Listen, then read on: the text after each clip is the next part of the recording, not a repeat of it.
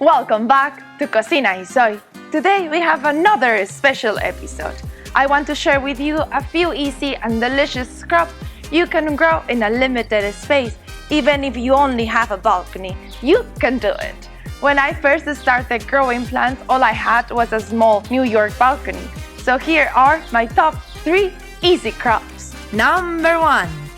Tomatoes. There is so many kinds and so many ways of using tomatoes. You can make sauces or simply add them to your salad. Number 2. Peppers. It's very versatile, and a fact is, you can get green or red depending on its maturity. Number 3. Mint.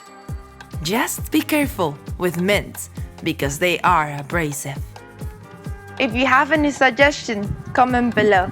Don't forget to subscribe and give us a thumbs up.